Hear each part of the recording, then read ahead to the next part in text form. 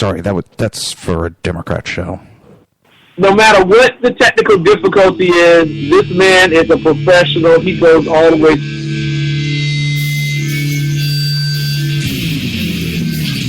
What you represent to them is freedom. Was an extremely great conservative commentator. We're tearing it up on Wednesday night. This is awesome. This will allow me to retort. Well, this is Jersey Joe for the Reaver Common Sense Show. 8 p.m. on shrmedia.com.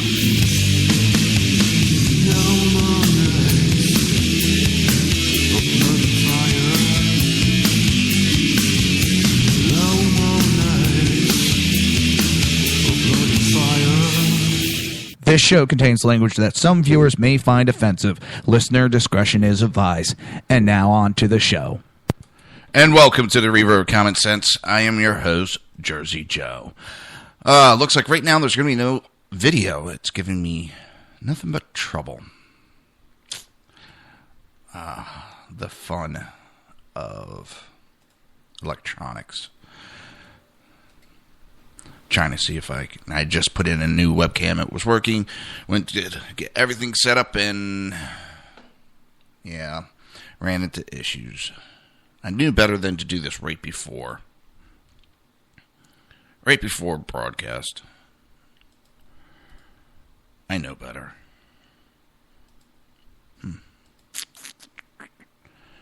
So, how was everybody's weekend? Actually, I had a pretty good weekend, I must say. I had a pretty good weekend. Same stuff. Having fun dealing with schmack jobs. Hey, what's up, Dave? Trying to see if I can get the live to work, the broadcast. Having some issues with it. There we go. All right, I'll have it up and running in a minute for everybody. I just got to get the web link.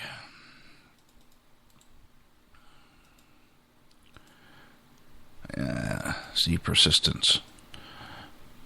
Persistence in insulting electronics usually does the job. So, we're going to get that link.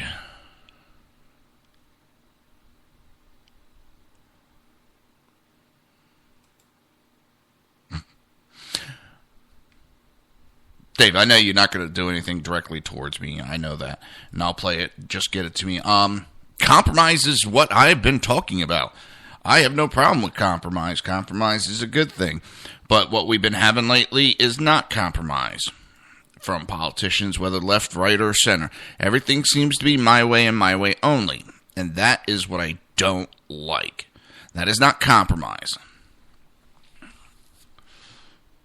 Compromise is a good thing, and we've had it so much lately that it's... Alright.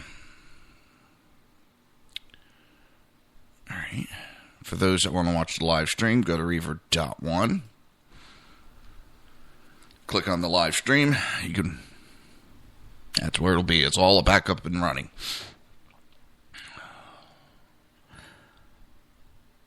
Compromise is good, and that's something we need to do. No, this, even on the right side.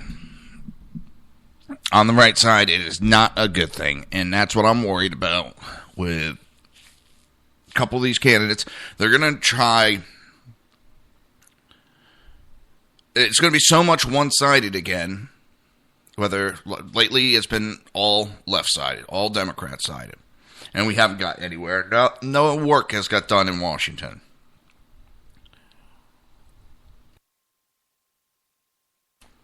Now, we need a president that's willing to compromise. So, enough of that. So, I not got into it. There was somebody jumped on one of the web pages on Facebook, kind of started railing on one of the original poster, which is kind of usual right now in today's politics. Why I bring it up? Because it was actually kind of funny, and I thought this was... Okay, so this person started lecturing a bunch of us about what conservatism is. Let me get my glasses on.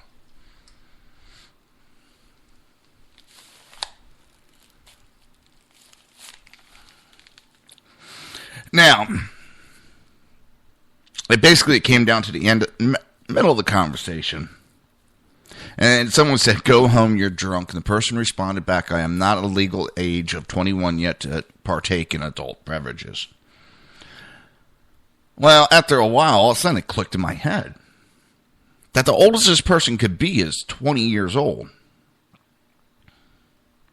And this person has never even had a chance to vote for a president, which there's nothing wrong with it. I'm not knocking. I'm glad that they're in politics. But to lecture me on everything conservative in politics when they were, 16? The last time we voted for a president? And then, I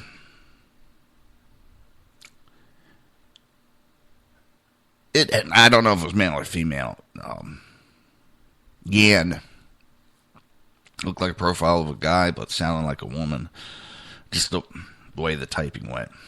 "Joseph, I told you that you need to learn things before offering your opinion. People can vote in this country as they reach the age of 18. That's when I corrected and said, she probably voted for Senate and all that, but not a presidential. She was not 18 at that time. And then it kind of popped in my head. She's saying he or she said how conservative they are. And to quote, "And I am as conservative as it can get. I can't imagine more conservative than I." But they had made a statement, "Joseph, I told you that you need to learn a thing or two before offering your opinion." And I made the comment that statement is not free speech friendly. And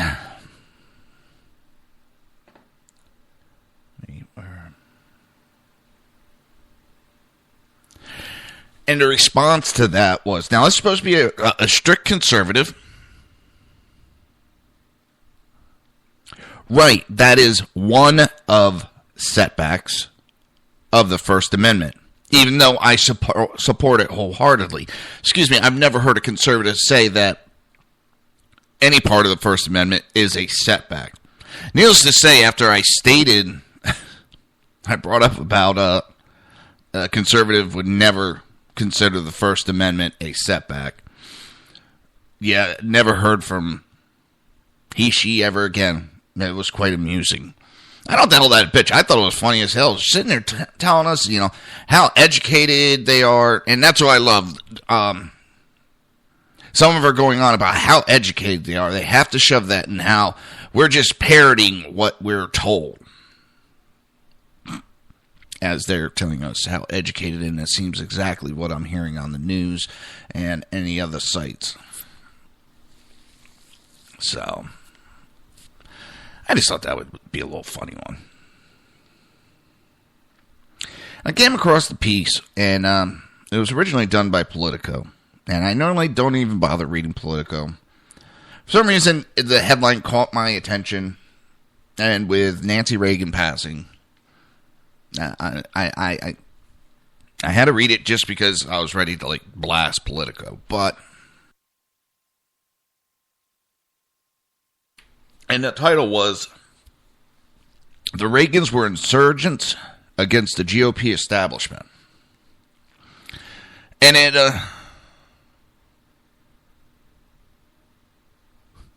exactly, Dave. Same here. When they start to fly their degrees in the air, it is a flag. It's a flag of surrender. Wholeheartedly, it's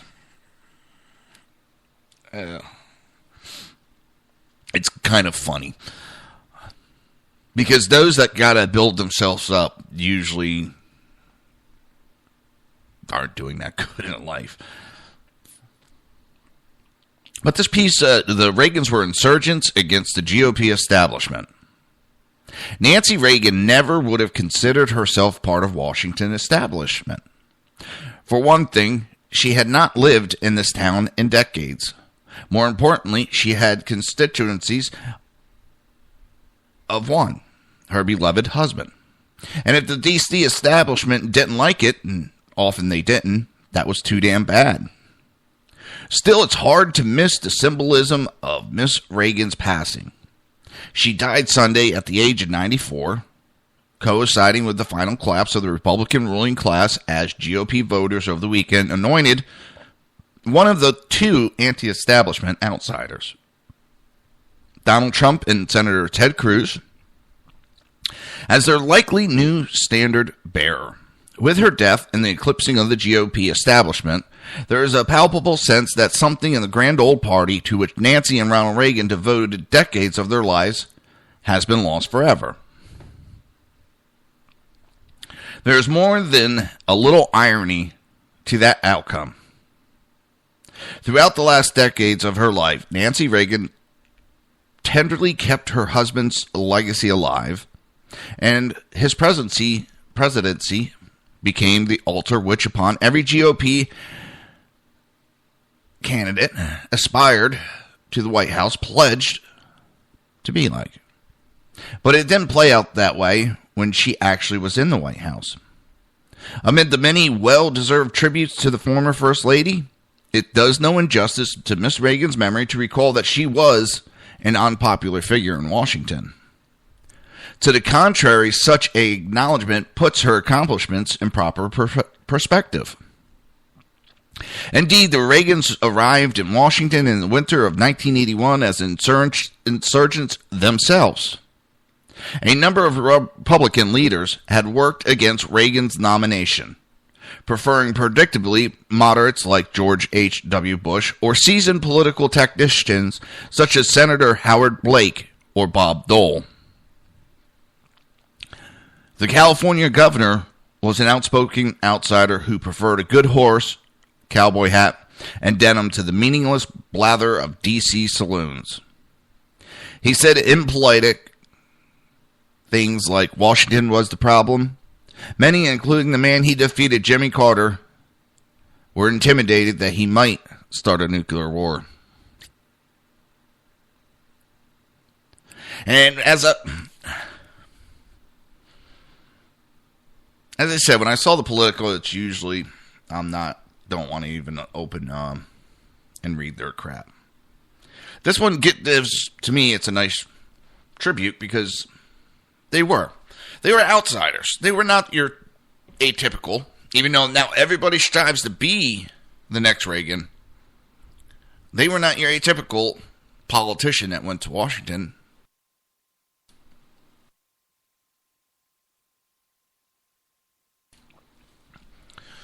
Now, also,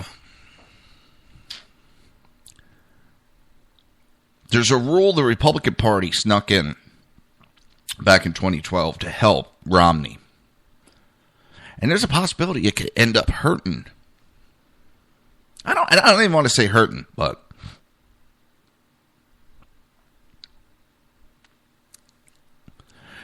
they have it's called Rule 40. And Rule 40, well, there's a lot of technicality to it.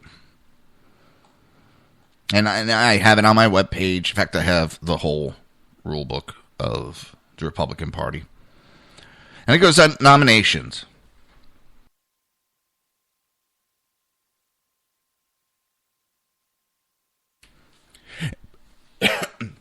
And making the nomination for the President of the United States and Vice President of the United States and voting thereon, the roll of the state shall be called separately in each case, provided, however, that if there is only one candidate for nomination for Vice President of the United States who has demonstrated the support required by paragraph B of this rule, a motion to nominate for such office by acclamation shall be in order, and no calling of the roll with respect to such office shall be required. B, each candidate for nomination for President of the United States and Vice President of the United States shall demonstrate the support of a majority of the delegates from each of 8 or more states severally prior to the presentation of the name of that candidate for nomination, notwithstanding any other provisions of these rules or any rule of the House of Representatives to demonstrate the support required of this paragraph, a certified evidence and that holy. You want to see all that? Yeah, and I know they can, but if they change this rule now at last minute, you know that's going to hurt them. It's going to hurt them even more. No matter who the nominee ends up being, if they shuffle this rule out, and basically what this rule in plain English, which it stipulates that at the national convention, a candidate must have the support of a majority of delegates from 8 different states in order to win the nomination.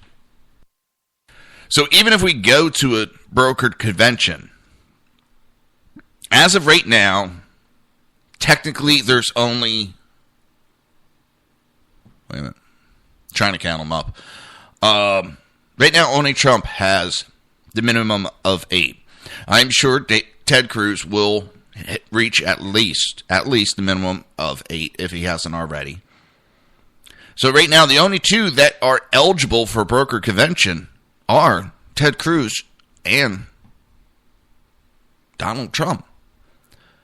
So even if we go to a broker convention, it can only be picked between those 2. Which, yes, I will agree, Dave. They will try to play that old-time poker game and take that rule out.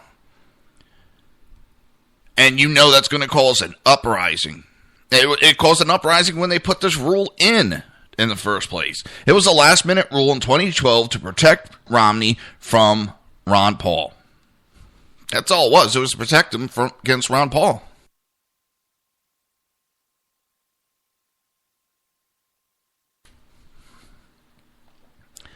I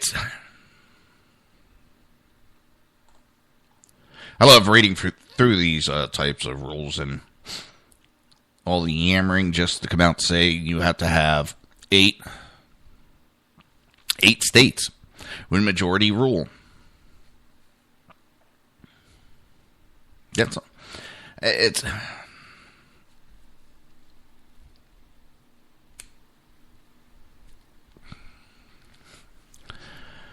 I don't know. And then I could see them trying to play the poker and switch it around because they are not. And if you read anything lately, they are now getting behind Ted Cruz. You have Lindsey Graham getting behind Ted Cruz. I don't know if that's a good thing for Ted Cruz because now he is the establishment. When the establishment starts to get behind you, you're going to wind up being an establishment. Is that going to push away what support he was getting that was helping him? I'm not saying it's a good thing, and I'm not saying it's a bad thing.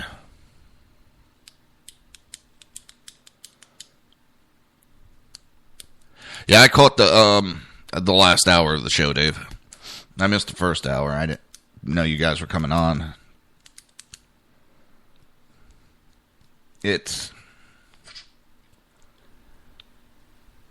going to be a weird election year for us this year. And no matter what, the party's hurt. The party is hurt right now. And whether we can come back together or not, that's the big question. I mean, all the fighting we have, and I know you're like me. I don't want to see the fighting because we have to come back together at one point or another. But the problem is there is a lot of people, and they're not going to come back. There's a lot of people. There's a lot of people who, no matter who the nominee is, they're not going to vote because it has gotten that nasty, and we can't be doing that as a party. We cannot be doing that. It's not a good thing.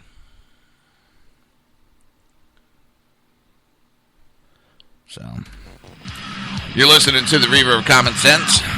I am your host, Jersey Joe, right here on hbpundit.com, rebootingliberty.com, and shrmedia.com. We'll be right back. Conservative media done right. You're listening to the SHR Media Network.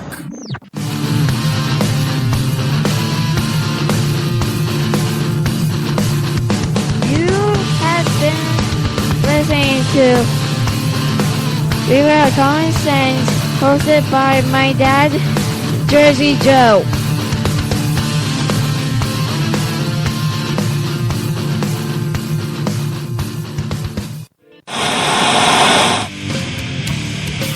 Beware, the Jersey Takeover is here.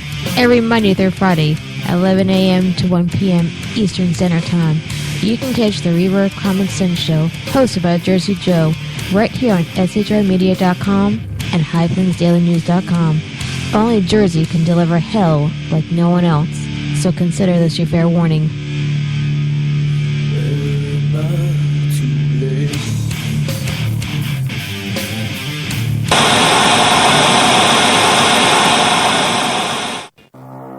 In a world controlled by corrupt politicians, You got a business.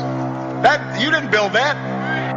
a team of ordinary men emerge from the ashes to give voice to the voiceless and hope to the hopeless. Sackhead Sean. Dude, I'm not saying half of the stupid pro. Sackhead Clint. All good friends of ours usually show up drunk.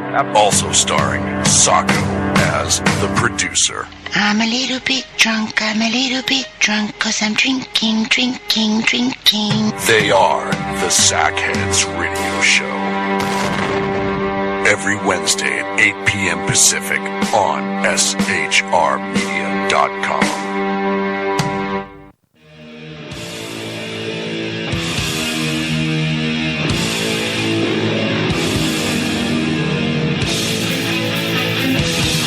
Every Wednesday night, 8 p.m. Eastern Standard Time, it is the Reaver After Dark, hosted by Jersey Boys, Jersey Joe, and Jersey Crash, right here on shrmedia.com and highplainsdailynews.com. Times are dark. The people misled by corrupt politicians, lied to by establishment media, and deceived by the false messages of Islam. A nation in confusion needs a guide. It needs a man with a cane. I'm Dave Milner. Join me on Spreaker, SHR Media, High Plains Talk Radio, Live Rebooting Liberty, and YouTube for a unique brand of commentary on the unpleasant blind guide. Because truth is not always pleasant. If you missed any of the Reaver of Common Sense or Reaver After Dark show, I don't want to be me. I don't want to be anymore. just go to Reaver.one. While you're there, click the like button so you can keep up with everything Reaver. Now, back to the show.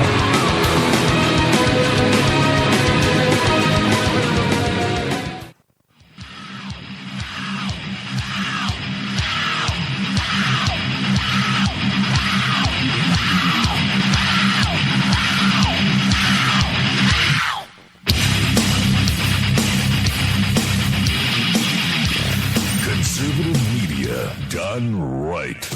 You're listening to the SHR Media Network. This show contains language that some viewers may find offensive. Listener discretion is advised. And now on to the show. And welcome back to the Reaver of Common Sense. I am your host, Jersey Joe. Trying to make sense out of the senseless, but the Jersey Takeover is here. We have expanded to 2 hours every Monday through Friday, 11 a.m. to 1 p.m. Eastern Standard Time. Remember to join the live chat. Go to shrmedia.com. Just click on the chat room button. Join the conversation. If you want to watch a live stream of the if you want to watch a live stream, go to Reaver.one. Click on live stream. Watch the conversation. Yeah, watch the conversation. That sounds good. Guess I should turn the camera back on. One of the things I've been doing lately, because on my end it can get a little quiet, because all I have is my yammering in my ears. So I've been playing some music in the background. I know you guys shouldn't be able to hear it. Today's choice is Disturbed, Immortalize. And I know a lot of people will not like Disturbed's music, but I beg you to do one thing. Go to YouTube and search Disturbed Sound of Silence. Take a listen to that. The remake is, oh my God, beautiful. Now, Carson on Romney with his big anti-Trump speech. And this is, I think, backfiring on the GOP, and it's backfiring on Romney. Because Romney now sounds like a sore little loser. You know, when he needed Trump's help, Trump was there to help him. Now, all this stuff's going on. What does he do? He throws a little hissy fit, and, sorry, it kind of aggravates me.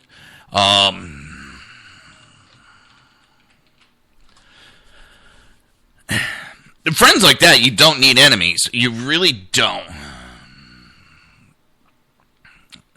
Looking for something real quick. Trying to set something up.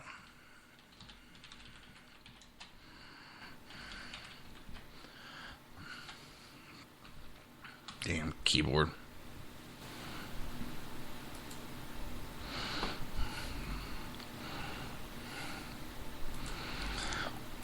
All right. Sorry about that. I forgot to set something up. And yeah, Dave, I know nobody liked it. Nobody did. But I'm just pointing out, number one, I think it hurt the GOP, if anything. It hurt them. There you go. Merry Christmas, Dave. But Dr. Penn Carson said Thursday that it wasn't helpful for former Republican presidential nominee Mitt Romney to devote an entire speech to criticizing GOP frontrunner Donald Trump. I don't think it was a proper place for somebody, which is the former standard bearer, to be criticizing the leader contender at this time in such a negative way. Carson said in a live interview with Yahoo News, "I don't see how that's helpful." Romney skewed Trump in a press conference Thursday, calling the real estate mogul a smart person, but very, very not smart on foreign policy. When Yahoo host Katie Couric asked Carson whether he agreed with Romney's criticism, he dodged the question. Whether there's legitimacy to it is besides the point, Carson said. Carson again reiterated that there was no path forward for his campaign and that he won't appear at the Fox News debate on Thursday, which he avoided saying outright whether he is suspending his bid for the White House. Which we've now found out to be he has suspended his campaign. I've said it before and I'll say it again. I've always liked him. I know he's not a pushover, but that was the outward appearance he gave. He didn't seem to have an aggressive stance. Damn, I went through my coffee quick today.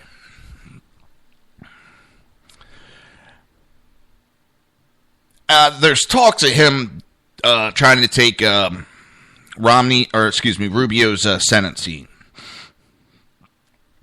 See, that's the other reason why Rubio doesn't want to drop out. Yeah, he's clinging to every little bit of hope that he could still pull it out, because he loses his job now. He's not going to be a senator come January. Thank you. Maybe we can get a senator to represent us. That always goes there. But the problem is we're probably going to wind up with a Democrat in his place. Because unfortunately they did. It's not good. Yeah, I agree. He was the best. Carson was the best on a personal level. And his intelligence level is up there. He just did not have that appearance that he would fight. And like I said, the appearance. And Ted Cruz came out recently and said a brokered convention could or would lead to a revolt in the party. Republican presidential candidate Senator Ted Cruz says that if the Republican establishment has a brokered convention to steal the nomination from the people, it would cause a revolt. If the Washington dealmakers try to steal the nomination from the people, I think it would be a disaster. It would cause a revolt. Cruz told reporters in Maine, according to the Washington Times, instead, the answer is really simple. We've got to win this nomination. I'm the only candidate who has the delegate count, who has the state wins, and who is in a position to beat Donald Trump. And if you want to beat Donald Trump, the way to do it is to come together behind this campaign. This is also a man, and I'm not trying to knock him, but he automatically thinks that if Rubio drops out, all the votes are going to go to him. But let's do the math here. I mean, every time a candidate has dropped out, it should have put one of those candidates ahead, but it hasn't. Not all of them. And when Bush dropped out, not everything went to Rubio. He didn't jump up that much. Cruz didn't jump up that much. And Trump didn't jump up that much. They all went up. They all went up.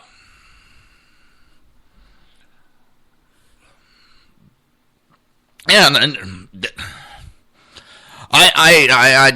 it worries me no matter who we nominate. I think the party is in such disarray. It's going to take a miracle to bring them back together.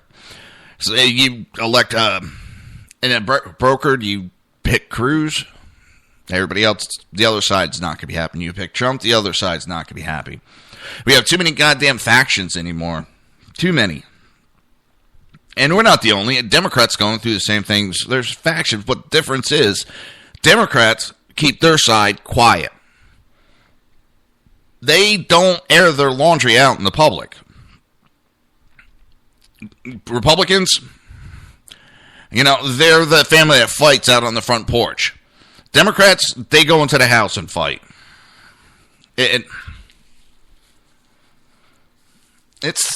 I don't know. It's not looking good in any which direction we go in.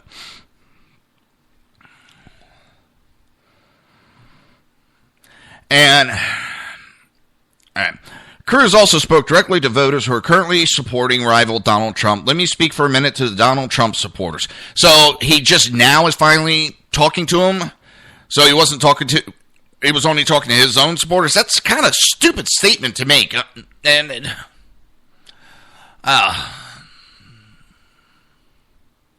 don't know. With atmosphere we have right now, the establishment voters, yes, they'll vote with who they're told to vote with, but they're still, the Cruz supporters are not happy, and they're saying they won't come out. And we saw it in 2012 that voters will stay home. They have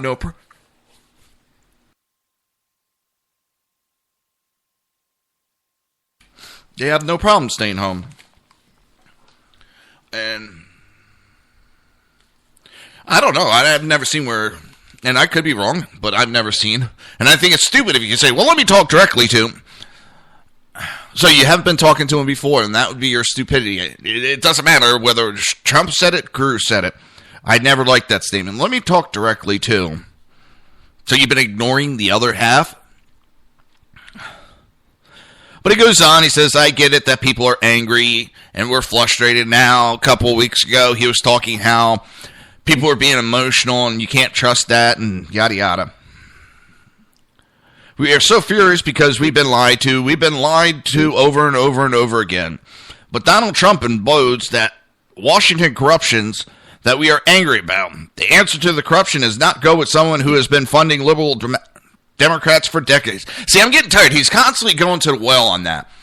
And I've talked about it over and over again. As a businessman, yes, I understand. We have the Koch brothers. They donate to both parties. That does not make you a liberal. And if that's the only thing he points to, and that's the only thing I've been hearing lately of him pointing to, to me, that sounds a little desperate.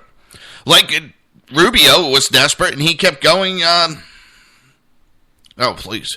Which way? It was the same thing over and over again during the debate, but I unfortunately blocked it out of my head. Maybe not unfortunately, but I'm sure everybody understands.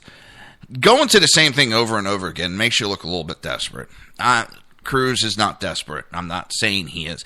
But it gives the appearance by going over and over the same thing over and over. And he did it in the debate over and over and over and over and over. He's donated just as much to conservatives as he has liberals. Get off of it. To me, it's not making Cruz look good. But hey, what do I know? I'm getting tired of him. Well, he supported Hillary. He has donated, but he did not donate to her presidential campaign like he ran off and yammered about during the debate. It's been checked into, and Trump did not donate to Hillary's campaign. But I'm sorry, at this point right now, Cruz's attorney background is coming out, and all it takes is the appearance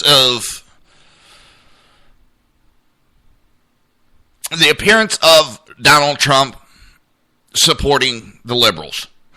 All it takes is a doubt in certain people to switch them. And that's what he's counting on. He knows these statements are flat out wrong. He knows it. But as an attorney, he's throwing doubt into people's heads. And, sorry, that I'm tired of. I'm tired of it. And the other thing there's several things that keep me from supporting Cruz. But the other one that really bothers me, and so I seen what a law degree background, constitutional attorney, because they both are constitutional attorneys supposedly, and they're both junior senators. I've seen what one can do, and I don't see any proof showing so far that he's going to be any different. That bothers me. It's one of those, in the pit of your stomach, something's not right, bothering you. I'm getting tired of I'm the anti-establishment, but you've spent 95% of your career in government work.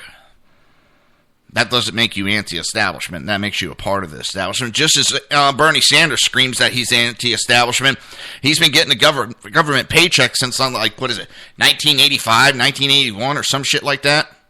That makes you part of the establishment. It doesn't matter what you say.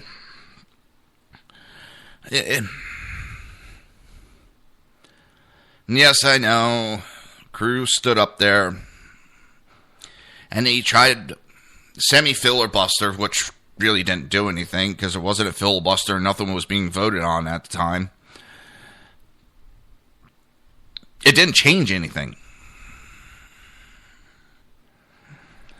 I don't know. I could be wrong, and I know I can. Thank you. Mayor of Burlington started in 1981, Bernie Sanders. And I'm not trying to bash Cruz. It's my concerns what I have. I'm just getting tired of hearing the same thing over and over because he's starting to sound almost like Rubio. He's almost starting to sound, before it's always been he's done his own thing, and now it seems like he's being fed lines, and this is what you need to say, this is what you need to push. And it's exactly what I've been tired of. I don't know. I just don't know.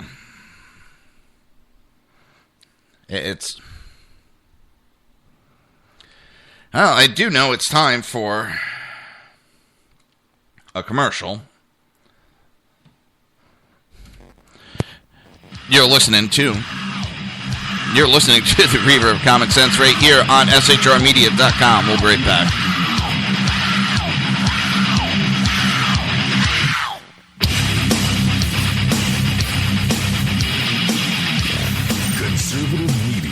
Done right. You're listening to the SHR Media Network.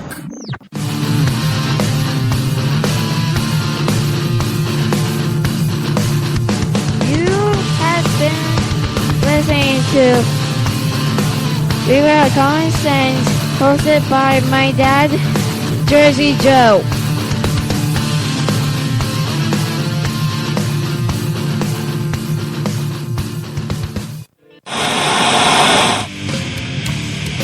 Beware, the Jersey Takeover is here. Every Monday through Friday, 11 a.m. to 1 p.m. Eastern Standard Time.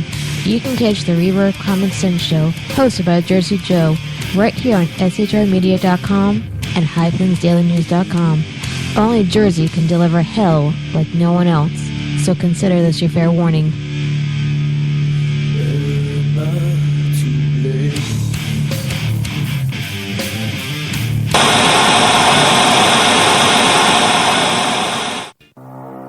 In a world controlled by corrupt politicians, You got a business. That you didn't build that. a team of ordinary men emerge from the ashes to give voice to the voiceless and hope to the hopeless. Sackhead Sean. Dude, I'm not saying half the stupid pro. Sackhead Clint. All good friends of ours usually show up drunk. Also starring Sacco as the producer. I'm a little bit drunk, cause I'm drinking. They are the Sackheads Radio Show. Every Wednesday at 8 p.m. Pacific on shrmedia.com.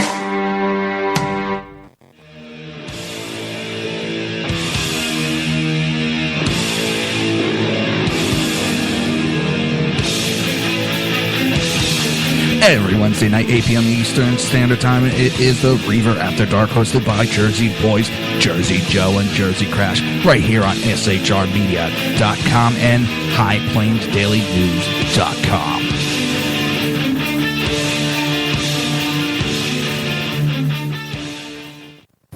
Times are dark. The people misled by corrupt politicians, lied to by establishment media, and deceived by the false messages of Islam.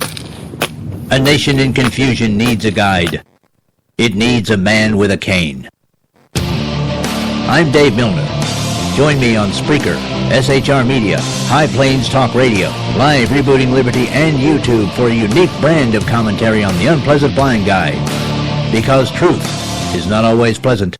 If you missed any of the Reaver of Common Sense or Reaver After Dark show, I don't wanna be me. I don't wanna be me anymore. just go to Reaver.one. While you're there, click the like button so you can keep up with everything Reaver. Now, back to the show.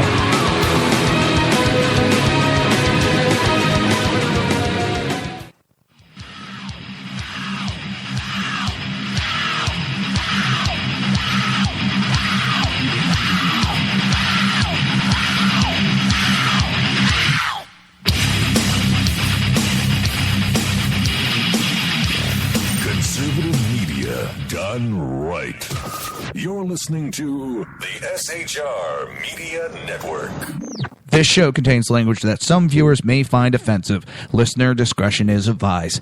And now on to the show. And welcome back to the Reaver of Common Sense. I am your host, Jersey Joe. Sorry, I was getting a text for the next segment.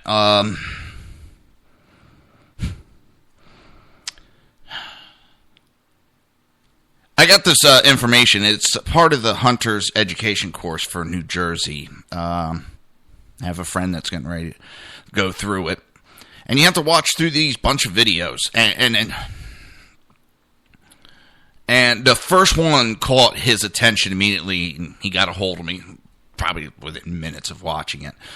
So I almost got it queued up. It might be a couple seconds of dead air. I'm sorry if it is. Let's see where we are.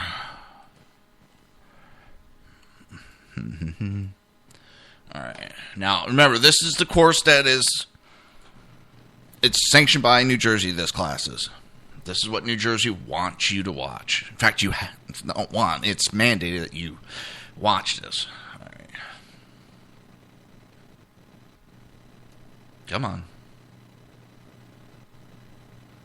Problem is, if I fast forward, I could very easily skip over it.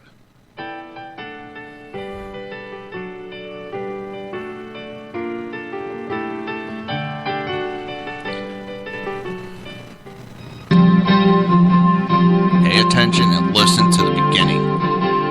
It's right off the bat. Hunting is a privilege, not a right.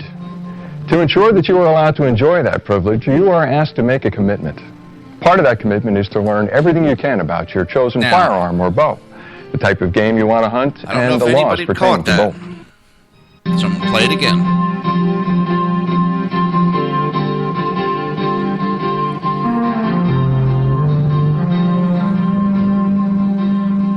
Hunting is a privilege, not a right. Hunting is a privilege, not a right.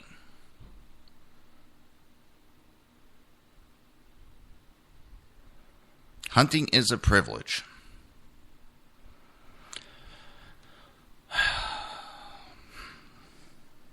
That's what New Jersey thinks, that for you to hunt, it is a privilege.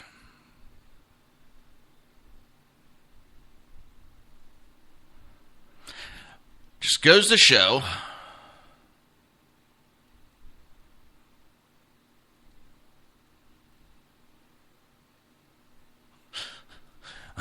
Dave just went off in the chat room. I'm not going to repeat what he said. It is not a privilege. Hunting is a right. We have the right to hunt. We have the right to get food. And I know we have supermarkets and all that, but there's a lot of people that do like to have fresh meat, whether through hunting of game, whether through, fishing, all that. It's not a privilege. It's a goddamn right. The stupidity in this is on so many goddamn levels. I don't even know where to begin. And the person that did this, you couldn't pay me enough to do that video. I would not be able to keep a straight face to do that video. And this is why I'm so fucking glad I'm out of New Jersey.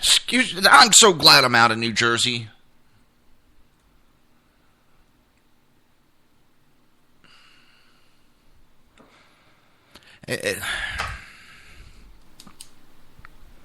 I'm tired of these politicians that think they control everything. Then they wonder why we have a uprising like we do within the GOP candidates. I mean, this isn't directly related, but this is some of the stuff that has been going on that's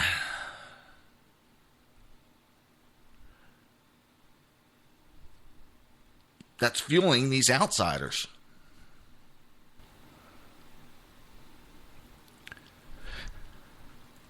Hunting is my God-given right to get food.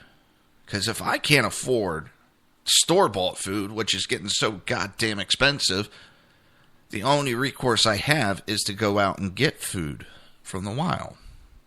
Man did it for thousands of years. It has caused uprising amongst populations in past when the government started regulating hunting and telling people they couldn't do it, where they could do it, and how they could do it. It has caused uprising and overthrowing of those governments.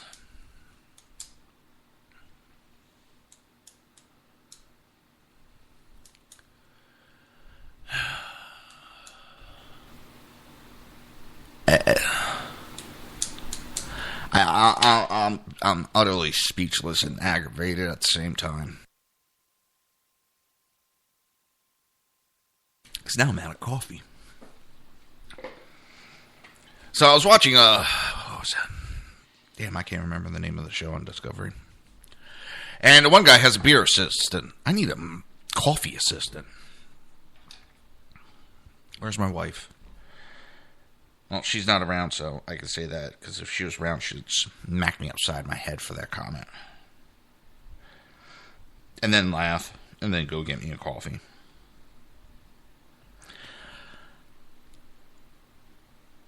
You know when a government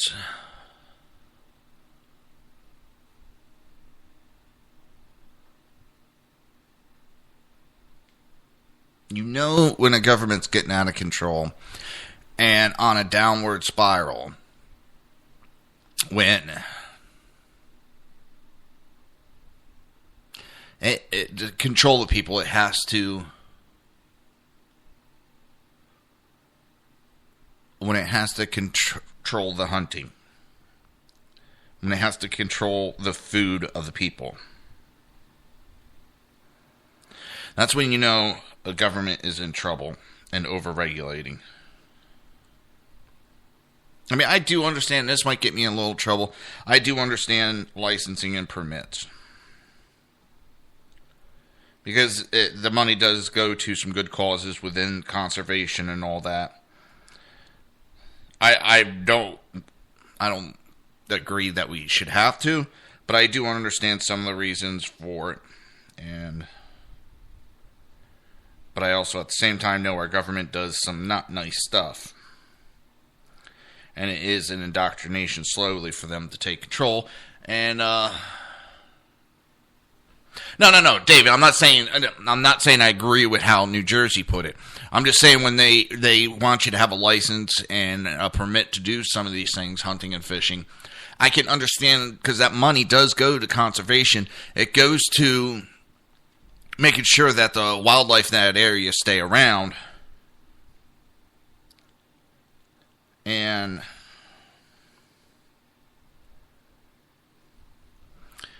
it's a symbiotic relationship with that. I'm not saying they have a right to say it's a privilege, because it's not.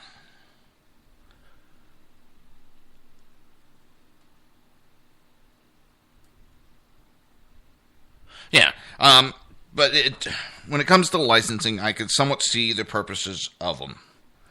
And we're seeing a big example of what happens when you go after the hunters and they decide, okay, I'm not going to do it because they don't need the publicity. The conservation where Cecil Line was killed is in deep trouble.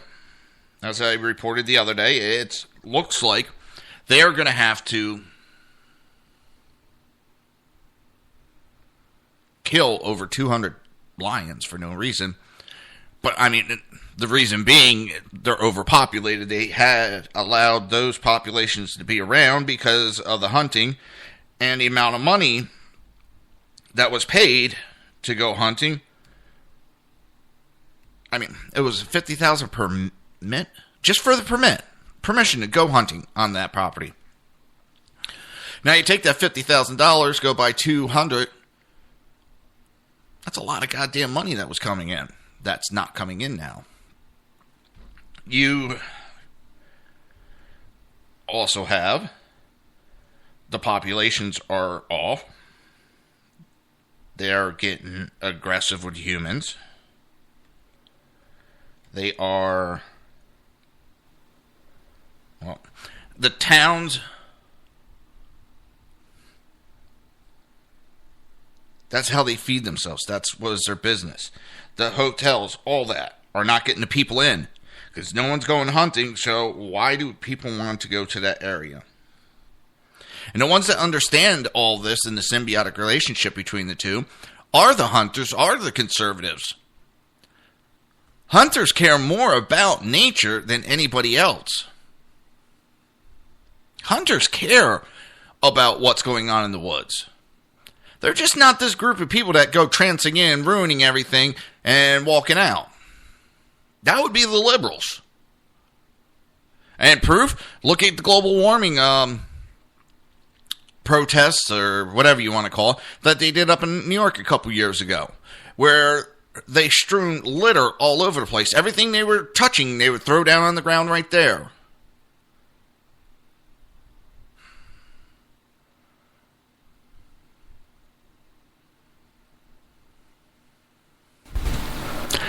What do you... And these people think they're better than everybody else. They don't know shit about conservation. And none of these... all these people that jumped up over Cecil's death, none of them knew who Cecil was. until it made the news.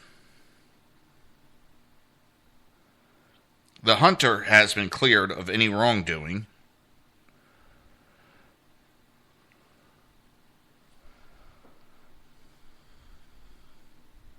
I never heard of Cecil until it came out. Sad as it may be, and if that guide did something that was not legal, then I hope he was punished for it.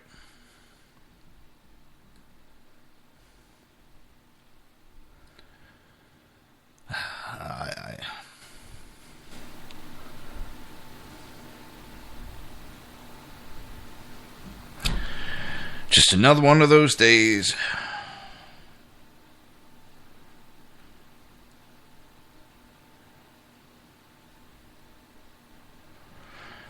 Oh, but what are we going to do? What are we going to do?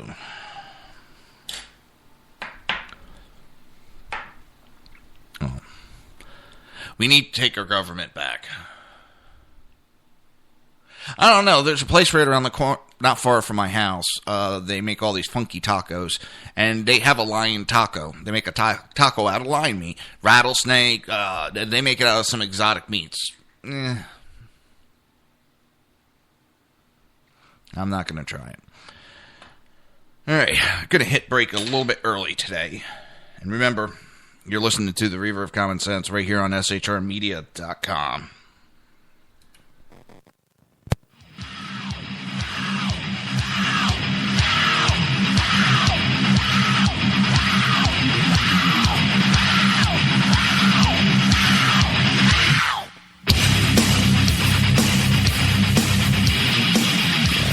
Conservative media done right. You're listening to the SHR Media Network.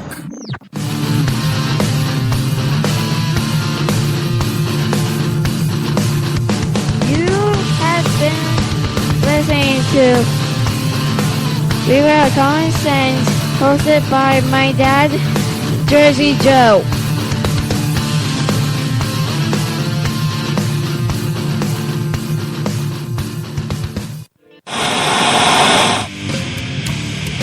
Beware, the Jersey Takeover is here. Every Monday through Friday, 11 a.m. to 1 p.m. Eastern Standard Time. You can catch the Reaver Common Sense Show, hosted by Jersey Joe, right here on shrmedia.com and highplainsdailynews.com. Only Jersey can deliver hell like no one else, so consider this your fair warning.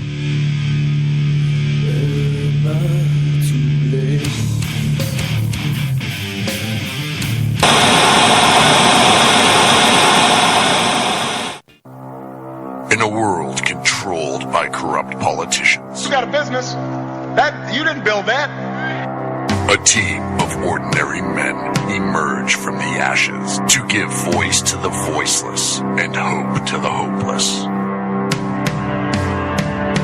Sackhead Sean. Dude, I'm not saying half of the stupid pro. Sackhead Clint. All good friends of ours usually show up drunk. Also starring Sacco as the producer. I'm a little bit drunk, 'cause I'm drinking. They are the Sackheads Radio Show. Every Wednesday at 8 p.m. Pacific on shrmedia.com.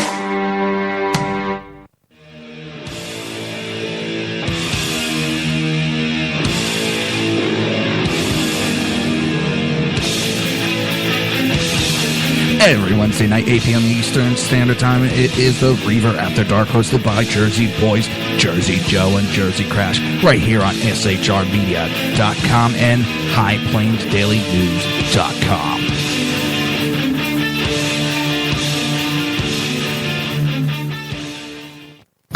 Times are dark. The people misled by corrupt politicians, lied to by establishment media, and deceived by the false messages of Islam. A nation in confusion needs a guide. It needs a man with a cane. I'm Dave Milner. Join me on Spreaker SHR Media, High Plains Talk Radio, Live Rebooting Liberty, and YouTube for a unique brand of commentary on the unpleasant blind guide. Because truth is not always pleasant. If you missed any of the Reaver Common Sense or Reaver After Dark show,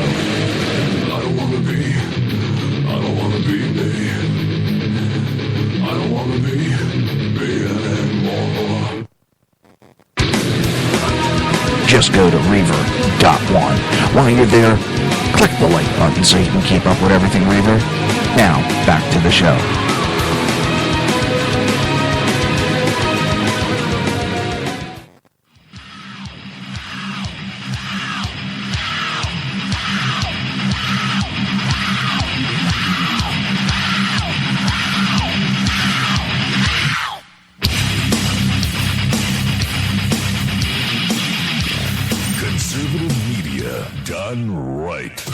You're listening to the SHR Media Network. This show contains language that some viewers may find offensive. Listener discretion is advised. And now on to the show. And welcome back to the Reaver of Common Sense. I am your host, Jersey Joe, trying to make sense out of the senseless. Remember the Jersey Takeover is here. We've expanded to 2 hours every single day from Monday through Friday, 11 a.m. to 1 p.m. Eastern Standard Time. Remember to join the live chat. Go to shrmedia.com. Just click on the chat room button. Join the conversation. If you want to watch a live stream of the broadcast, go ahead. I encourage you to. Go to Reaver.1. So, oh boy, where were we? Oh, so, I'll give a warning right now. There may be some use of foul language, and I apologize.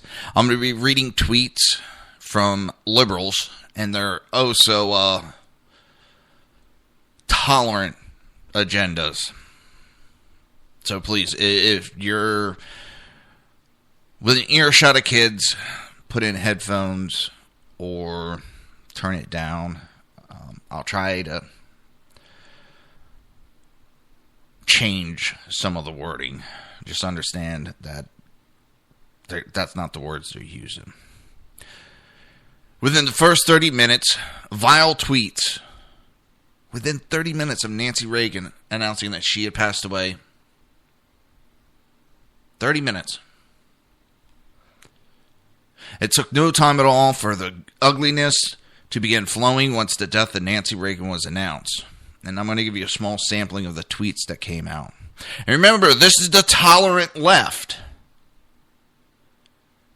Drinks are on me to the first gay man to kick 94-year-old Nancy Reagan in the crotch. Didn't write crotch, used another C word. For World AIDS Day, she knew what she did and didn't and do. Another one said, I told my pops that Nancy Reagan died today, and he said, let the good times roll. The man a whole clown. Another one. Yeah, so happy Nancy Reagan died. Mad it took so long. F Reagans, F Bush, F the Koch brothers. I wish they would all die. Racist Fs. Such tolerance in that one. I mean, and the literature that came out in that, man. Another one, so happy Nancy Reagan died. Mad at, oh, excuse me, that was the same one. You can see I keep track of where we are. So F Nancy Reagan and F her dead, rotting, no good husband too. My dad just yelled at me for saying good riddance over First Lady Nancy Reagan's death, laughing their A off. It is worth remembering that President Barack Obama helped set the tone shortly after he was elected in 2008. A notable number of hate tweets comes from black Americans, as CNN reported. When a reporter asked Obama if he had spoken with any ex-presidents since his election on Tuesday, he responded that he had spoken to all the former presidents that are living. I didn't want to get into a Nancy Reagan thing about, doing any census. The president later apologized.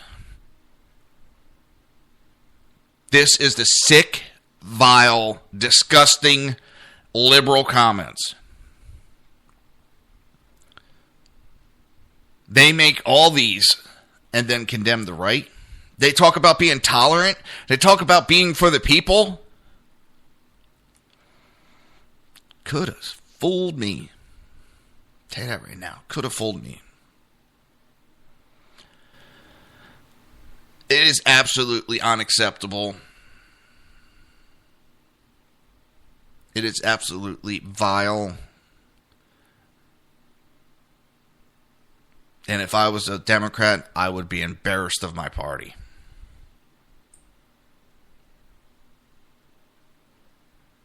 And if any of the candidates had any ounce of respect, they would condemn those actions made by their members.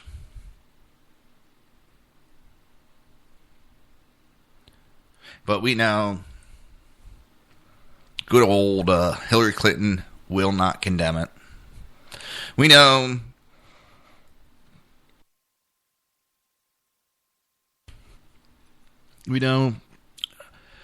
Bernie Sanders doesn't give a shit either.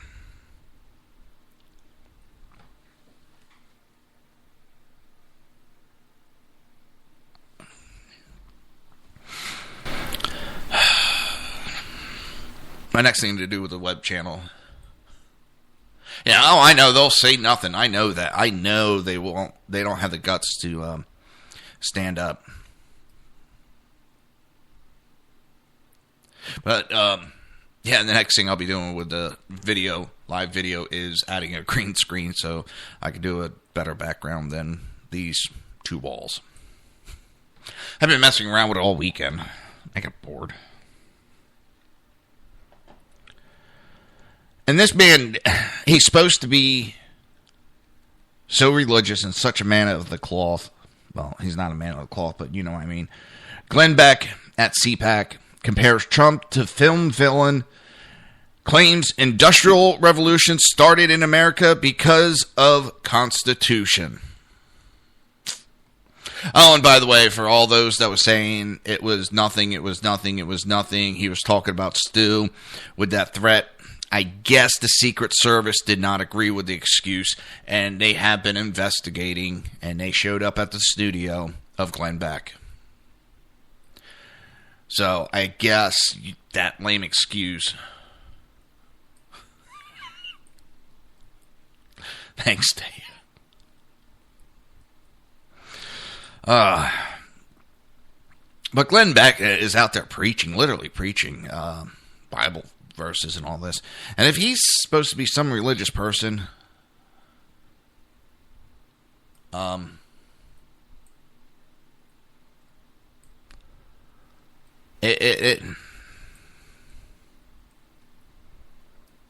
stuff he says does not jive with any man of the cloth that I have ever met. But Glenn delivered a fierce closing keynote speech at the Conservative Political Action Conference, comparing GOP frontrunner Donald Trump to Arthur Slugsworth, character from Willy Wonka and the Chocolate Factory, and claiming that the Industrial Revolution was born in the United States due to the Constitution. Beck opened his speech by recounting the story of the 1971 film adaptation of Dahl's famous children's book, Charlie and the Chocolate Factory.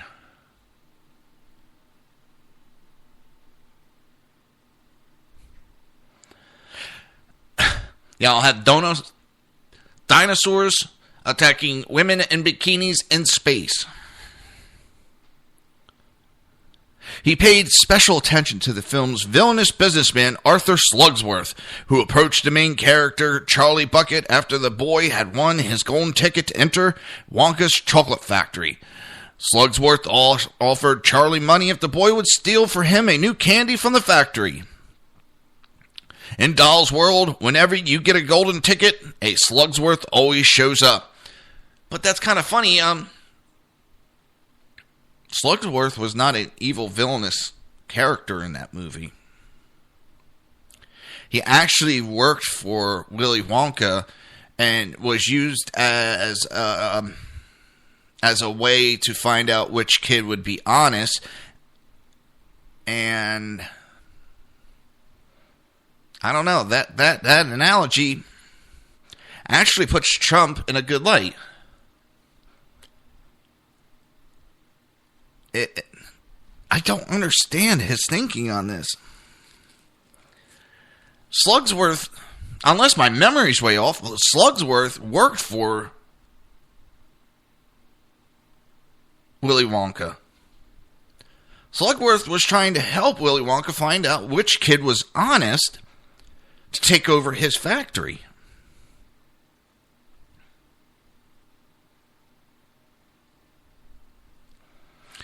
I don't know. Maybe Beck needs to go back and watch that movie again, because Slurm Factory. I miss Futurama. What, it came back twice from cancellation?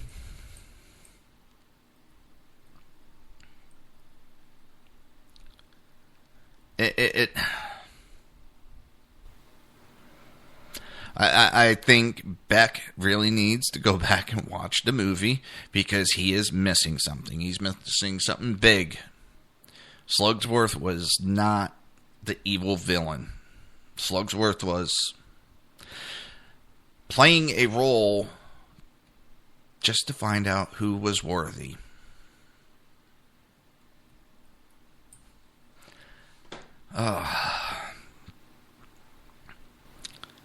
At least he stopped his crap of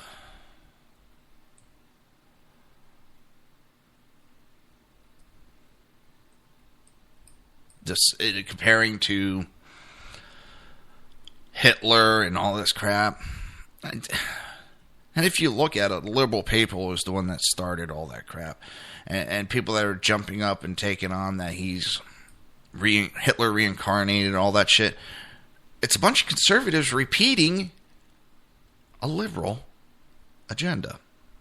And I find that funny. And that's getting, people are going to the well too quickly. And it's getting tiresome. It really is. It's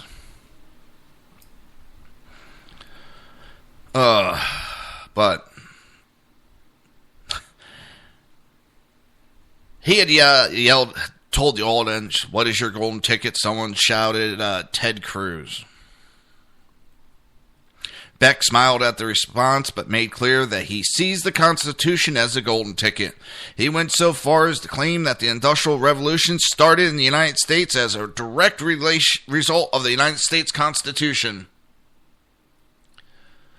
And what's funny is, about 3 weeks ago, Dave, I saw an article comparing Ted Cruz to Nixon.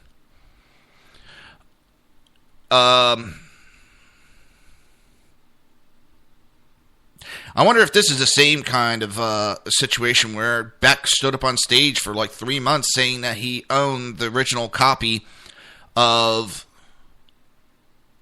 Don Quixote that George Washington bought the day the signing of the Declaration of Independence.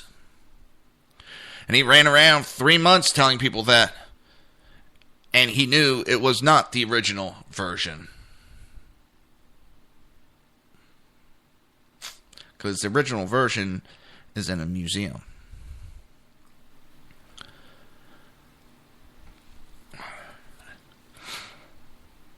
Glenn Beck, if anything, is hurting Ted Cruz. Glenn Beck's mouth and everything he does turns away a lot of people. I see Glenn Beck as more a hindrance to Ted Cruz than a help. From the dawn of man until 1780, the advance of human progress was almost imperceptible.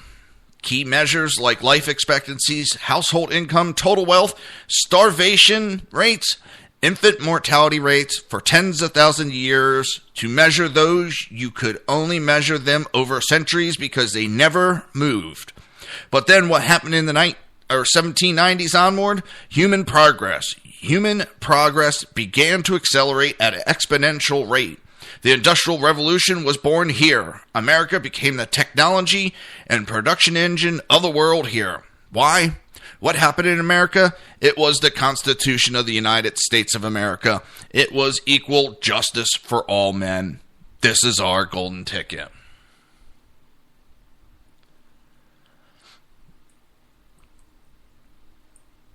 Oh, now I get it. Sorry, Dave. Now I know. Damn it. I knew that one. But it contrary to Beck's claim, the Industrial Revolution actually began in the United Kingdom starting in the 1760s and was directly attributed to sound British economic policies. The ingenuity of British industrial enterprise and the technological advance made by British subjects, like, for example, Sir Richard Arkwright. Wonder how many times it's going to take me to say that name. Known as the father of the Industrial Revolution, who developed the modern factory system. Or English Edmund Cartwright, who invented the power loom. Or the Scottish inventor James Watt, who in 1763 began making improvements to the practical steam engine first devised by the English inventor Thomas Newcomen in 1712. The Watt steam engine, which led to the advances in steam-powered machinery, trains, and ships, was integral to the expansion of the Industrial Revolution that started first in Great Britain and then spread to the rest of the world, including the United States. Beck, however, asserts that the day our Constitution was ratified, America rose like a rocket. It took off for all the world to see and carried the rest of the humanity with us. Individual liberties and government prevented by law from interfering with us. This is what made America great, and it is the only thing that can make America great again, Beck said. If the goal truly is to make America great again, the one thing we do not need more of is a government deal or a government program.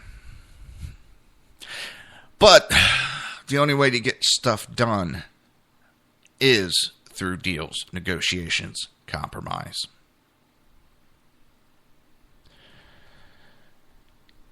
We have seen for 7 years now what happens when we have someone so far to one side. Nothing gets done. And again, this is my opinion, if Ted Cruz gets elected, he is so far right. We will see what we've seen for the past 7 years. We will see gridlock continue. And then you'll have the Democrats screaming, look, they are the obstructionists. And it will prove Democrats right. I don't know if that's what we need right now. It could make things worse. But that's my humble opinion. And I can be wrong. I've been known to be wrong. It happens. I don't see anything good coming our way. And no, I don't think Trump's the Messiah is going to solve every problem. I don't agree with everything Trump says. And anybody that agrees 100% with somebody, you really need to take a step back, because that's not a good thing. Like I said, I don't agree with everything Trump says, but to me, he's the best chance. And that's why there's many reasons why it's not that I don't want to say I don't like Ted, but that's why I don't choose him as my candidate. With that, it's that time again. It's that wonderful, wonderful time when I get to go take a break. You're listening to the Reaver of Common Sense, making sense out of the senseless. We'll be right back after this break, right here on shrmedia.com.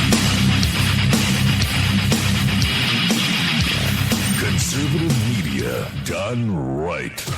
You're listening to the SHR Media Network.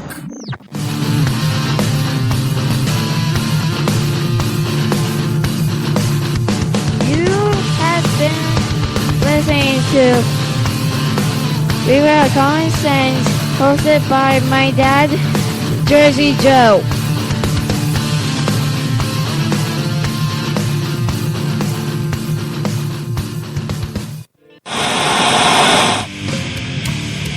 Beware, the Jersey Takeover is here. Every Monday through Friday, 11 a.m. to 1 p.m. Eastern Standard Time. You can catch the Reaver Common Sense Show, hosted by Jersey Joe, right here on shrmedia.com and highplainsdailynews.com. Only Jersey can deliver hell like no one else, so consider this your fair warning.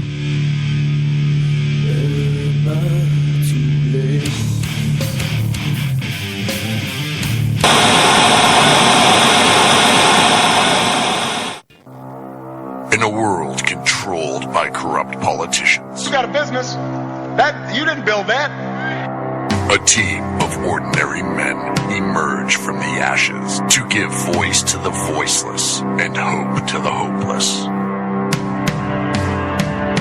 Sackhead Sean. Dude, I'm not saying capital, stupid pro. Sackhead Clint. All good friends of ours usually show up drunk. Also starring Sacco as the producer. I'm a little bit drunk, cause I'm drinking. They are the Sackheads Radio Show. Every Wednesday at 8 p.m. Pacific on shrmedia.com.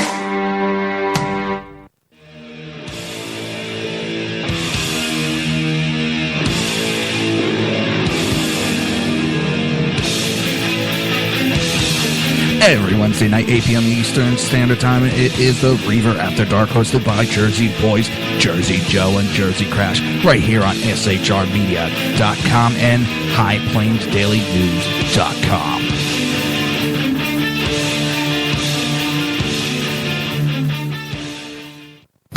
Times are dark.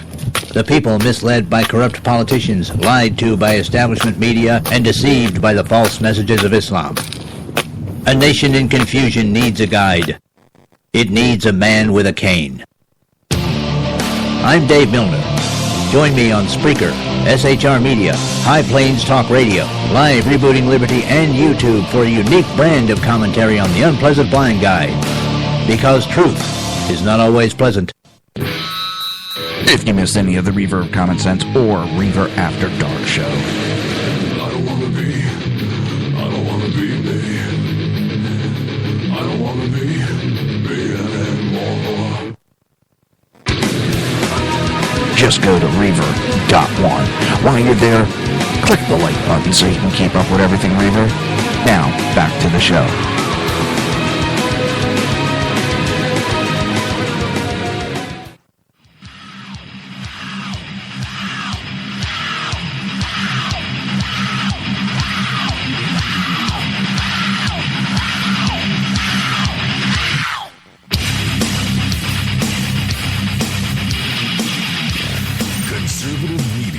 Done right.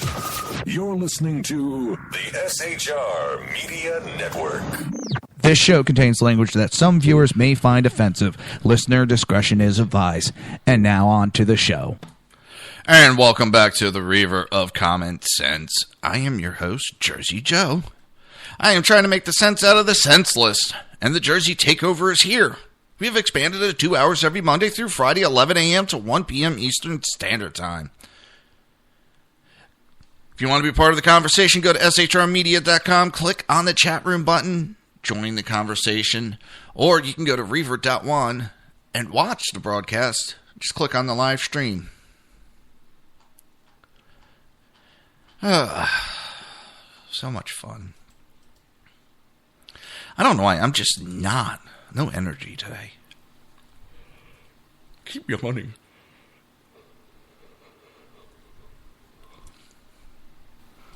I even went to bed early last night. Maybe that's the problem. Well, it's been noted that the Republican voters have rejected Mitt Romney and the GOP elite. From Michigan to Louisiana to California on Friday,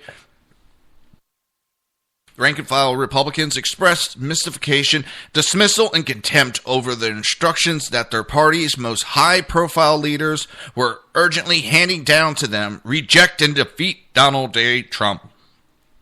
Their angry reactions in the 24 hours since Mitt Romney and Senator John McCain urged millions of voters to cooperate in a grand strategy to undermine Mr. Trump's candidacy have captured the seemingly inexorable force of a movement that still puzzles the Republican elite and now threatens to unravel the party they hold dear. Now, I've said it before and I'm going to say it again. Was this and is this a plan? Is the establishment doing this to push Trump or to push Cruz?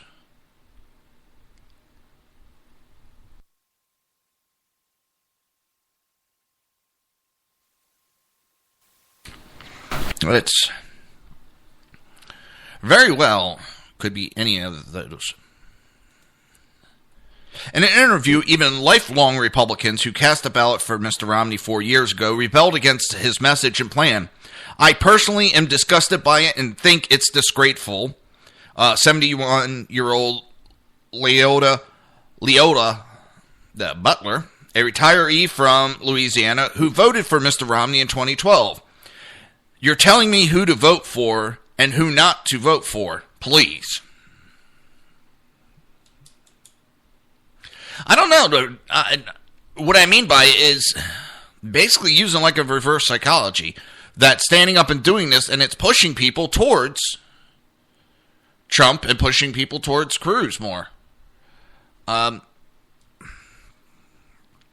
like the old, the authority stands up and tells you not to do it, and you go and do it anyway. I'm wondering if that's what they're doing. Starting this fight with Trump as a way to raise his popularity. Maybe, maybe not. Maybe I'm looking too much into it. And I know nobody took Romney seriously. He fell on a sword for what? Not much. I don't know.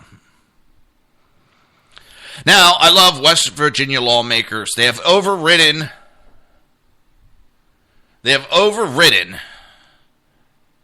a veto. The permitless carry becomes law in 90 days. Oh, wait a minute. No, he didn't do it on his own. No. The establishment asked him to do that. He was asked to go out and make that speech on their behalf.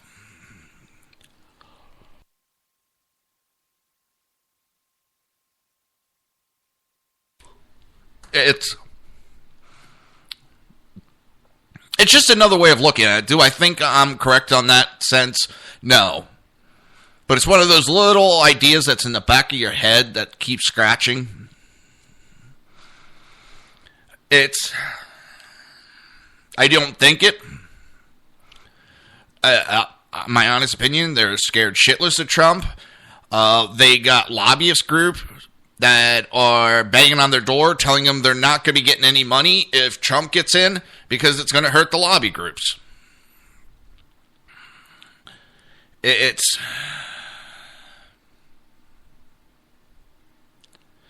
all the senators, all the House representatives, all of them, they get paid from the lobby groups to vote one way or another. It's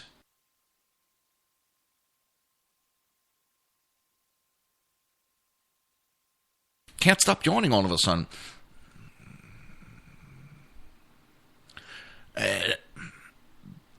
No, I don't think he came out on his own. There was no reason for him to come out. He came out because they thought that if he came out, that would help one way or another. But they're afraid. And yeah, I could be wrong, Dave. I very well be, and I know that. It's just what I'm thinking.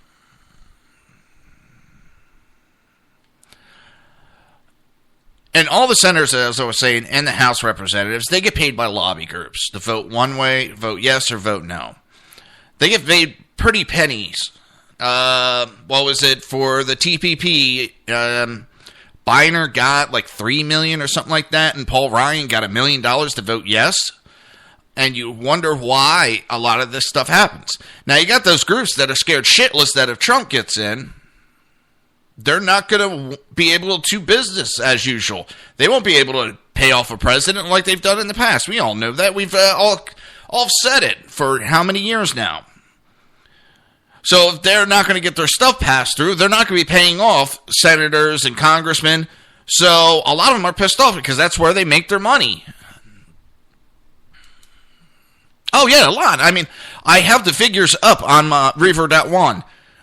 I have the figures up of who made what and what made who. It was somewhat of a left-leaning piece that I found it from, but it still gave the figures of what happened with the TPP. But everybody gets it. Everybody gets kickbacks, and I'm tired of it.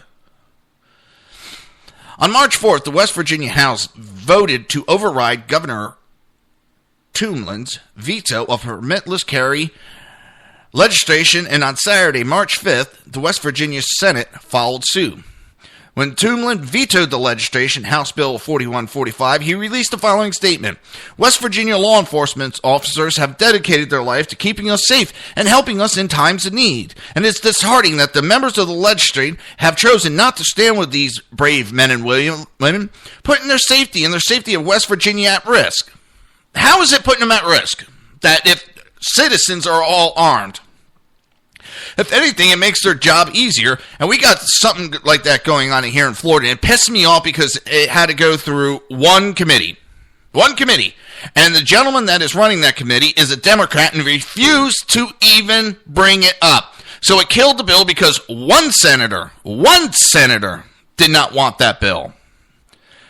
Now, I'm getting tired of these politicians all thinking that they are royalty and they can do as they want. They should not be able to pick and choose what they want to bring to the committee. They all should have to go through committee and it can get voted down from there.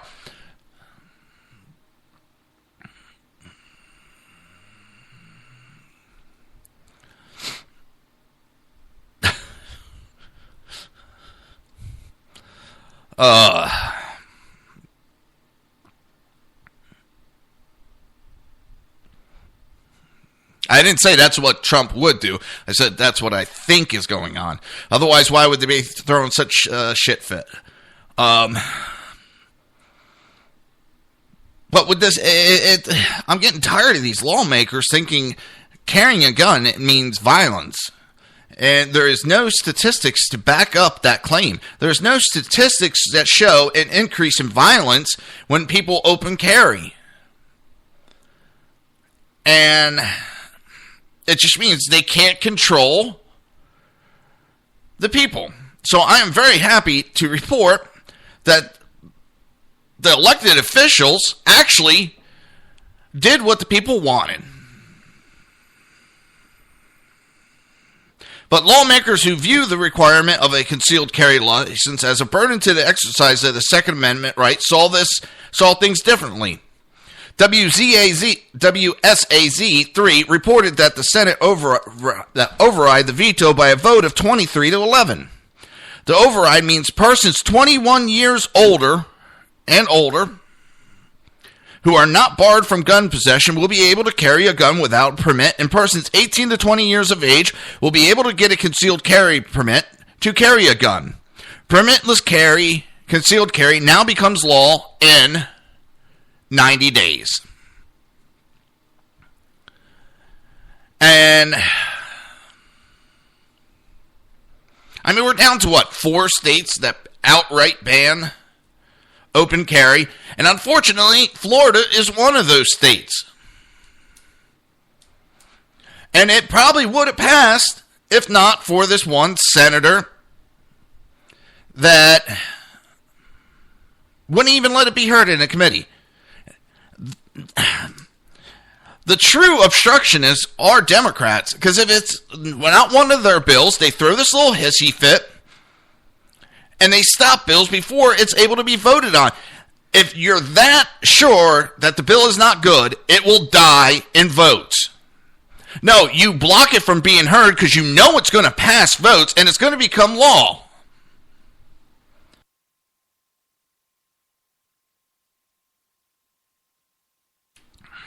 It's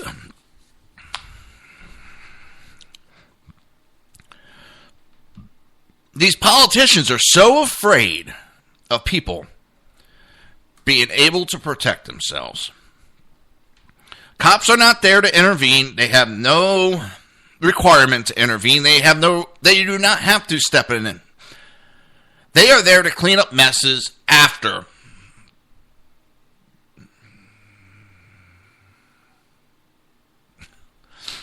Yeah, I figured you would get, there's going to be the left screaming, this is the NRA's. And why is it every time there's something pro-gun, it's the NRA's fault? Every time there's a shooting, it's the NRA's fault. They scream about the NRA members. Not a goddamn single NRA member has gone on any of these mass shootings lately. Maybe if Democrats would stop going fucking nuts and stop going on these shootings, we wouldn't have these mass shootings. Maybe if we stop feeding our kids drugs for ADD and all the other goddamn alphabet soup diagnosis and stop giving them psychotropical drugs, they'll stop going on these shootings. Oh, and I've called it. It's the boogeyman. It's the man under the bed. That's what they try to make NRA out to be. It is so tiresome, and when you sit there and you point to that, you're pointing to an empty thought that tells me you have one of several that you have no knowledge in the conversation. Because if you knew anything about the NRA, you would understand they are about education and safety.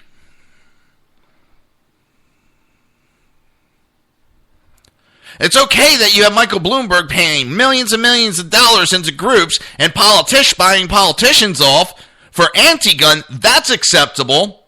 But you don't want the pro to have any voice, do you? It's a one-sided goddamn conversation, and I'm tired of it. And I'm getting tired of these people that are constantly trying to change our country into Europe. If you like Europe so much, get on a goddamn plane and go there. Stop the bullshit. Oh, the boss is in the chat room. Shh. I'm just so sick of it.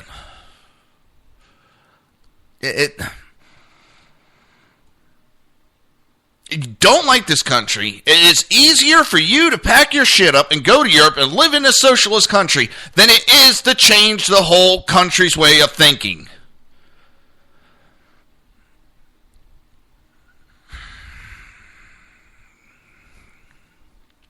I am,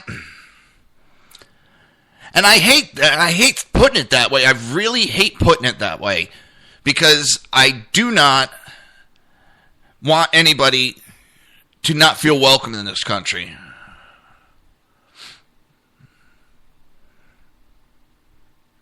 You want to give up freedoms and everything? Go to Europe. You don't get all those freedoms there. You either kiss the government's ass or it kicks your ass. And you want socialism? Go over there, please. I'm tired of it. The minority with the loudest voice is trying to change. Johnny Depp moved over to France because he wanted to live in socialism, how great socialism is. Oh, they're going to be taxing 70% of the money I have? Hey, America, welcome. Yeah, I missed you. I'm so glad to be back. Oh, my God. I laugh at him for that shit. He moved to France to become part of the socialist movement and then came running back to America when they wanted 70% of not of his what money he makes, of his total wealth, they wanted 70%.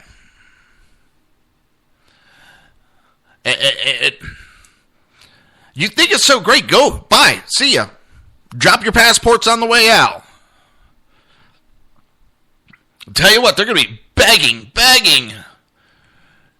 to come back to this country.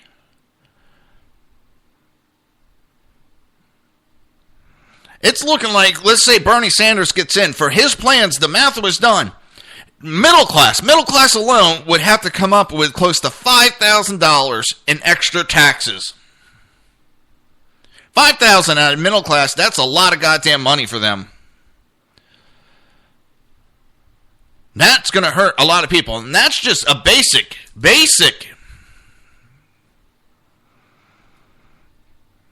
lowball number.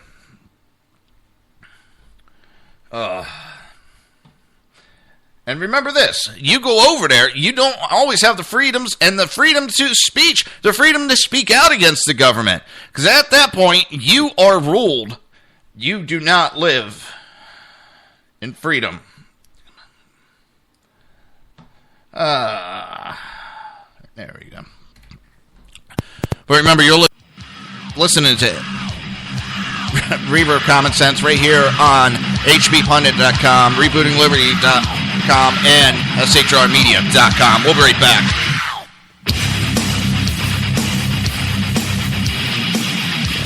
Conservative media done right.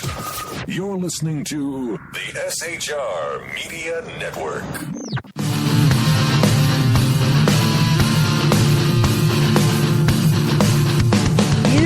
Have been listening to Reaver Common Sense, hosted by my dad, Jersey Joe.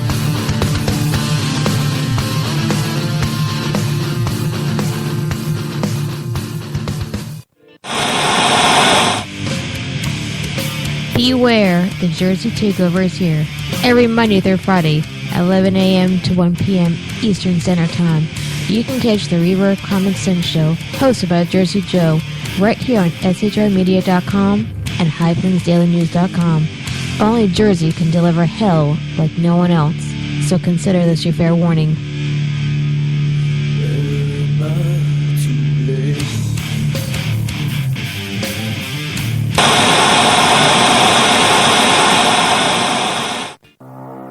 In a world controlled by corrupt politicians, You got a business. That you didn't build that. a team of ordinary men emerge from the ashes to give voice to the voiceless and hope to the hopeless. Sackhead Sean. Dude, I'm not saying half of the stupid pro. Sackhead Clint. All good friends of ours usually show up drunk. Also starring Sacco as the producer. I'm a little bit drunk, 'cause I'm drinking.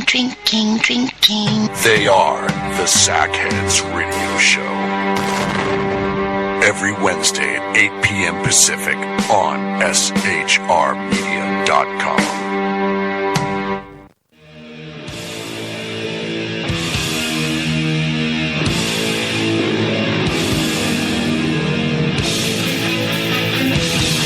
Every Wednesday night, 8 p.m. Eastern Standard Time, it is the Reaver After Dark, hosted by Jersey Boys, Jersey Joe, and Jersey Crash, right here on shrmedia.com and highplainsdailynews.com. Times are dark.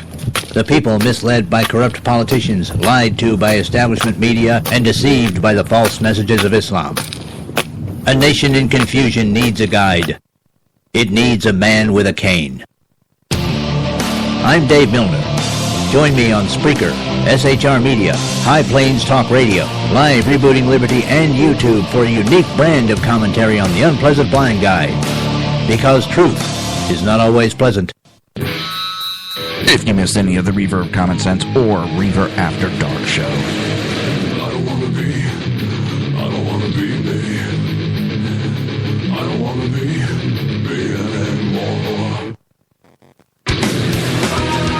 just go to Reaver.one. While you're there, click the like button so you can keep up with everything Reaver. Now, back to the show.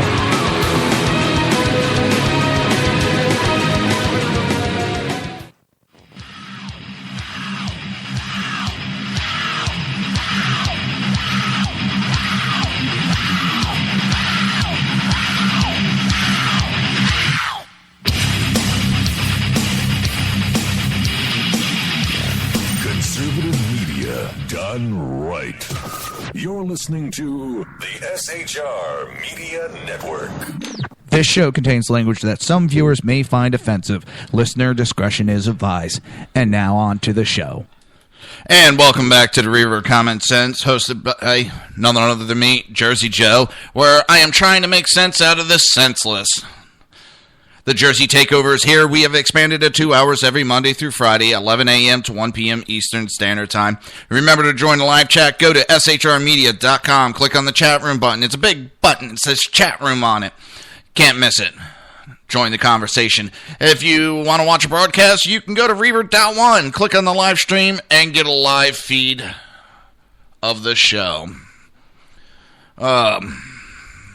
And quickly, the chat room conversation is about Europe and Switzerland pulling back its application into the EU. And one of them made the comment, all it takes is one, and exactly, that's all it takes is one. Britain, they're talking about coming out of it, and there's others that in the background, there's been some conversations about them leaving the EU. EU is not what it's one of those that sounded great on paper. It sounded great on paper, but when you put it into reality, it just does not work. Well, again, the show's gone blown by pretty quickly, and now this one caught me off guard. This article, it's real small, but Rush Limbaugh has been a cheerleader for Ted Cruz for a while now, and I don't care if you want to be, if you support who you want. I don't care. But when I heard this kind of caught me off guard. That this weekend on the broadcast of Fox News Sunday, conservative talk show host Rush Limbaugh said it's a much more bigger upside than a downside if Republican candidate Donald Trump ends up winning the GOP nomination. Limbaugh went on to say, I think with the case of Trump, there's a much bigger upside than a downside, and a lot of people disagree with me on this. But the people who want somebody not of Washington, it's serious this time. The disconnect between the Republican establishment and the Democrat establishment and the people of this country is no longer broader, wider than I have ever seen it. Now, you can disagree with them, and I can understand, but I think there's a much bigger. Is Donald Trump the perfect candidate? No, I know that he's not. Is he rough around the edges? Yeah. I have no issue with it being from Jersey. I'm kind of used to that. I really am. I think he can do for this country what we need done. I think in one term, maybe that's all he would last, but I think he can get enough done to turn this country around. The establishment, whether Democrat or Republican, they have done a number on this country and sent it in a direction it should never went in. And correcting it is not going to be an easy job. But Merkel is in the news again. Merkel, every time I say her name Merkel, for some reason I automatically think, did I do that? Merkel, again, forced to defend migrant crisis record, hits out at anti-migration AfD party.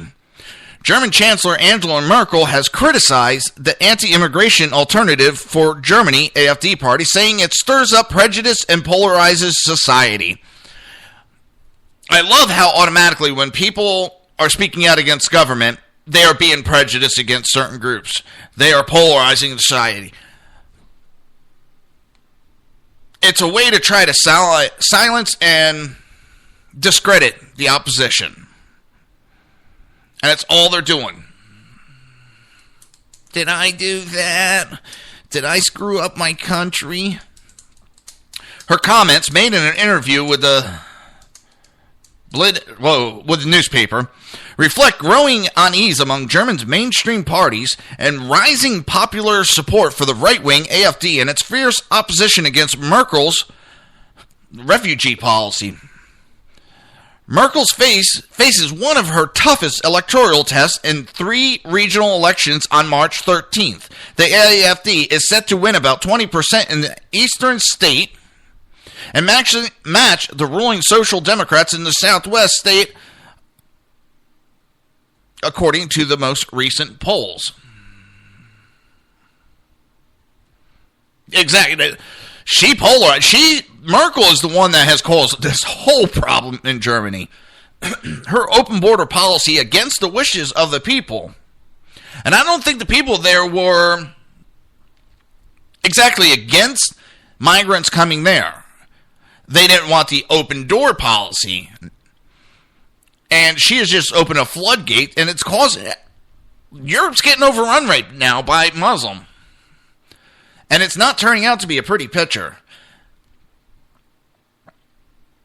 And the main reason I don't want a lot of them coming to this country, because the few that have come over already have said they don't want to be here. They didn't want to be sent here. And that's never a good thing when you have people being forced to go to areas that they don't want. But the AfD is a party that is not bringing together society and not offering the appropriate solution for the problems, but is stirring up prejudice and polarizing, Merkel said.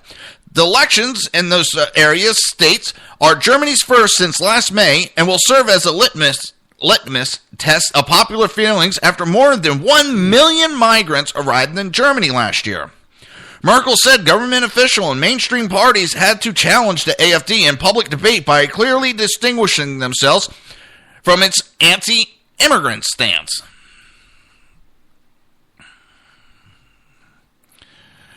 The center-right chancellor defended her decision to keep Germany's borders open despite the influx of migrants and reaffirmed her push for a joint European solution, including strengthening the continent's external borders and cooperation with Turkey to stop refugees from traveling on to Europe.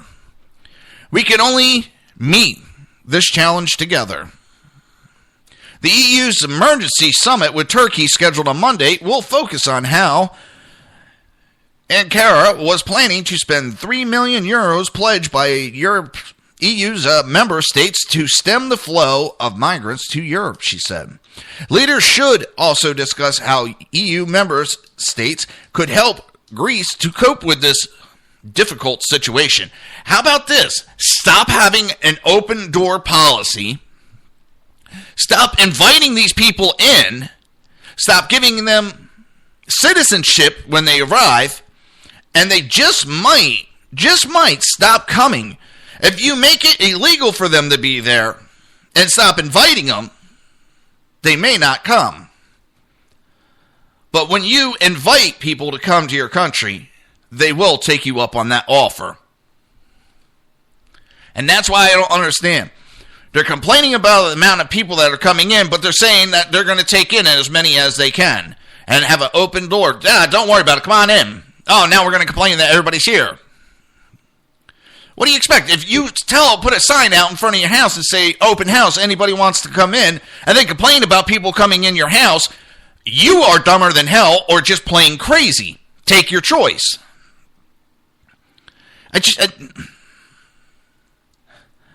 I don't understand it.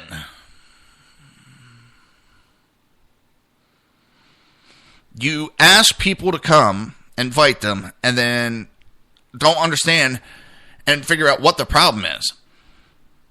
Countries like Britain and Germany are causing this issue. They're inviting, and to a degree, Switzerland was too, but now they're kind of, border closed, we don't want anymore.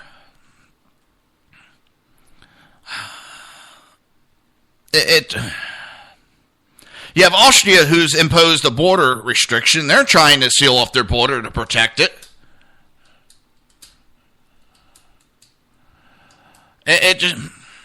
I don't understand the thinking behind it. Maybe I'm thick-headed. But complain about people coming in your house when you have a sign saying come in your house, and then complaining they're in your house. I don't know. I just don't know.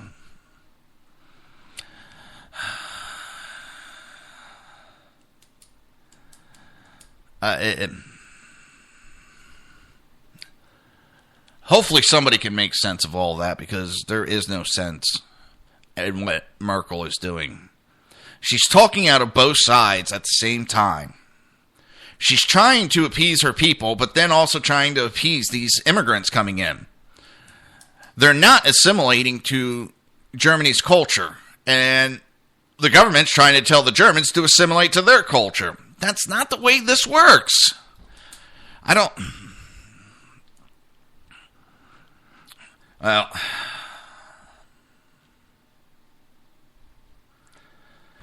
it's come to that time again. It comes to the end of the show.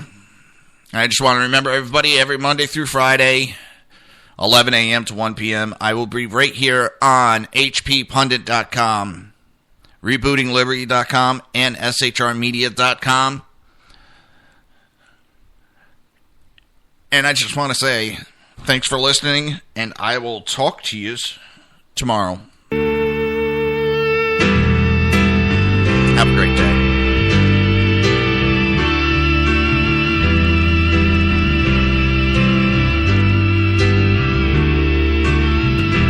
I've been around this world, yet I see no end.